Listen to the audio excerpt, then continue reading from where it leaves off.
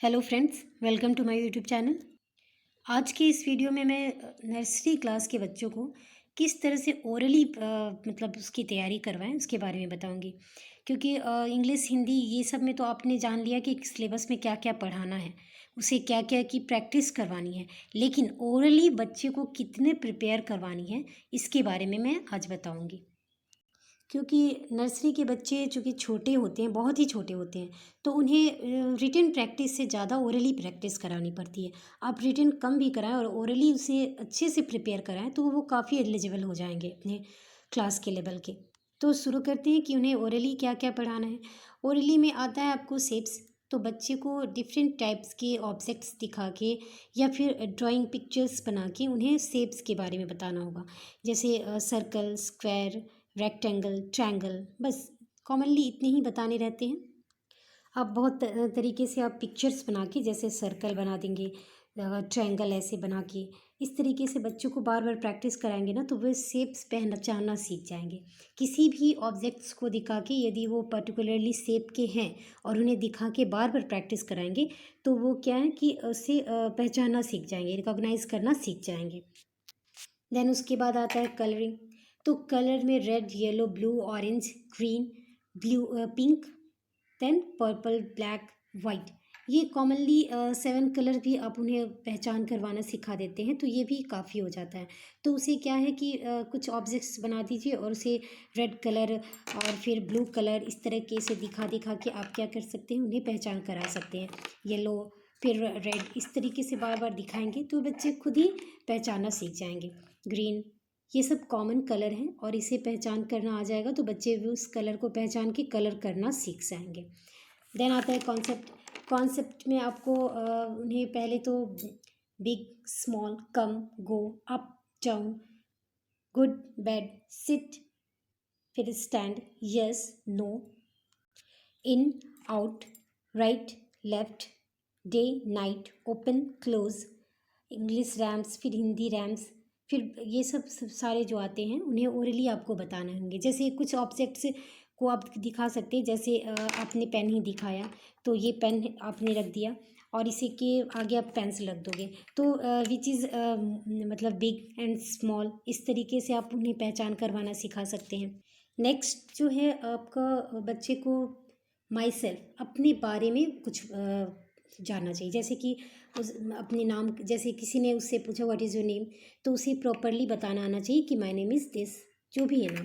तो my self में आपको माई नेम इज़ इस तरीके से आपको उन्हें ओरली प्रैक्टिस कराना। व्हाट इज़ योर नेम बेटा, तो वे बच्चे खुद से बताएंगे कि माई नेम इज़ दिस। फिर what is your father's name, तो बच्चे से बार बार ये ओरली बुलवा बुलवा के उनकी प्रैक्टिस करवानी पड़ेगी। What is your mother's name, then I am a girl, boy, ये भी आना चाहिए। फिर I am how many years, ठीक है, ये भी आना चाहिए। द नेम ऑफ स्कूल, आप किस स्कूल में पढ़ते हो। बच्चे जिस भी स्कूल में पढ़ते हैं या फिर प्ले ग्रुप में पढ़ते हैं तो उनका भी उन्हें ज्ञान होना चाहिए। उन्हें बार बार सिखाएंगे तो बच्चे एक बार दो बार, यदि per day what is your name, इस बात को आप एवरी डे यदि आप उनसे पूछेंगे तो एक समय में क्या होगा कि बच्चे खुद से जितने भी क्वेश्चंस आप पूछेंगे प्रॉपरली वो उसका आंसर दे पाएंगे। तो ये सारे को ओरली प्रैक्टिस करवानी होगी। Next, my family. बच्चे खुद के बारे में तो बताएंगे लेकिन फैमिली पर्सन के बारे में भी उन्हें जानना चाहिए।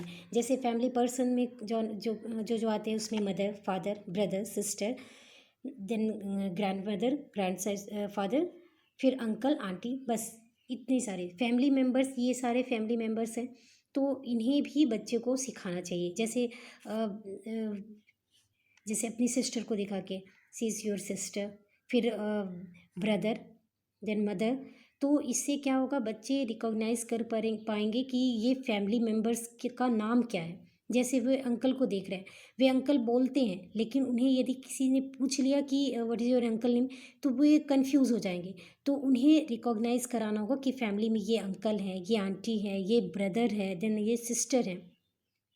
तो इस तरीके से ये फैमिली पर्सन के बारे में भी उन्हें समझाना होगा और उन्हें बार बार प्रैक्टिस करानी होगी। देन उसके बाद आते हैं बॉडी पार्ट्स। बॉडी पार्ट्स में आपको प्रॉपरली बॉडी के हर एक पार्ट्स के बारे में जानकारी होना चाहिए और उसे रिकॉग्नाइज़ कर पाएँ। जैसे बॉडी पार्ट्स में हर एक बॉडी को देख के वे उसके नाम को जानना चाहिए। तो उसके लिए आपको पिक्चर के द्वारा प्रैक्टिस कराना है। देन आपको where is your eyes, where is your nose. तो इस तरीके से बच्चे से जब आप पूछेंगे तो बच्चे अपने नोज़ को, अपने आइज़ को, अपने लिप्स को दिखा के उसे बताना सीखेंगे कि ये मेरे लिप्स है। तो उससे क्या होगा कि वे उसके पिक्चर्स को भी पहचान पाएंगे। देन उसको क्या बोला जाता है वो भी जानेंगे। जैसे यहाँ मैंने एक पिक्चर्स बना दिया है और उस तरीके से सारे पिक्चर्स के पार्ट्स को नाम लिखा हुआ है। जैसे ये फॉरहेड, तो ये हेयर है, पहले हेयर है, देन आता है फॉरहेड, फिर ear, then eyes, nose, lips, chin, cheek, फिर आ गया आपको सोल्जर्स, फिर आपका आ गया नेक, हैंड, ठीक है। तो फिंगर्स, जितने फिंगर्स का अलग होगा, हैंड का अलग होगा, टिथ। तो जितने भी बॉडी पार्ट्स हैं उन्हें बच्चे को दिखा के, अपनी पिक्चर्स को दिखा के, या फिर बच्चे से show me your teeth, show me your lips, इस तरीके से पूछेंगे तो बच्चे खुद से बताना सीखेंगे। और उसके बाद ये जब अच्छी तरह से जान जाएंगे कि हर एक बॉडी पार्ट्स को वो बताना जान जाएंगे। तो ये सारा बहुत ही इम्पॉर्टेंट है, बॉडी पार्ट्स। फिर लेग, टो, जैसे हाथ के फिंगर्स को फिंगर बोले, देन पैर के फिंगर्स को टो। तो ये सारे को आप सिखाएंगे बच्चे को, तो बच्चे बॉडी पार्ट्स को बहुत ही अच्छी तरीके से पिक्चर के थ्रू, या फिर बहुत सारे आपको वैसे कन्वर्सेशन के लिए बुक्स भी आते हैं, तो आप बुक्स लेके भी बच्चों को सिखा सकते हैं कि उनके बॉडी पार्ट्स में क्या क्या आते हैं। और उसके बाद बच्चे के खुद के बॉडी पार्ट्स में शो करने के लिए बोलेंगे, जैसे शो मी योर हैंड, तो बच्चे अपने हाथ दिखा के बताएंगे इट्स माई हैंड। तो इस तरीके से बच्चों की प्रैक्टिस करवानी होगी।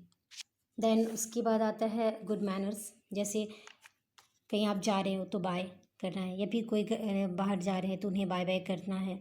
फिर कोई जब अंदर आए, घर में आए, या फिर जब आपको क्लास में जाना है तो उनका घर पे आने वाले लोगों का कैसे स्वागत, वेलकम करना है। तो फिर ये सब सिखाना होगा बच्चे को। जैसे बच्चे को किसी ने कुछ गिफ्ट दिया या फिर कुछ भी, तो उसे थैंक्स बोलना है। ये सारे जो है गुड मैनर्स में आते हैं, जिन्हें बच्चों को डेली प्रैक्टिस से ही सिखाया जा सकता है, क्योंकि बच्चे इतने बड़े नहीं हैं कि वे याद कर सकें। उन्हें एवरीडे हर एक बात के लिए, जैसे आपने उन्हें कभी टॉफ़ी दिया तो आप उन्हें सिखाएंगे कि जब भी मैंने टॉफ़ी दिया या किसी में ने भी दिया तो आपको थैंक्स कहना है। Recognise the general objects in classroom, home. तो इसमें बच्चे को क्लासरूम में जो जो चीज़ें आती हैं, जैसे ब्लैक बोर्ड, बेंच, डेस्क, चौक, फिर ये सारी चीज़ों का आपको प्रैक्टिस करानी होगी। चौक, तो इन सारी चीज़ों को दिखा दिखा के बच्चे को प्रैक्टिस करानी होगी। फिर घर में भी जितनी सारी चीज़ें होती है, टेबल, बेड, फिर जितनी भी किचन की जितने ऑब्जेक्ट्स हैं उन्हें दिखा दिखा के बच्चों को बताना होता है कि ये क्या है, उनका नाम क्या है। बच्चे घर पे सारी चीज़ें देख रहे हैं लेकिन वे उसका नाम क्या है ये नहीं जानते हैं, तो उन्हें दिखा के उन्हें सिखाना होगा। फिर आपको ट्रैफिक रूल्स, फिर रोड, आप बहुत से बुक का भी यूज़ कर सकते हैं। जैसे इस बुक में दिया है बाथरूम में कितने ऑब्जेक्ट्स होते हैं, उन सब का नाम क्या है।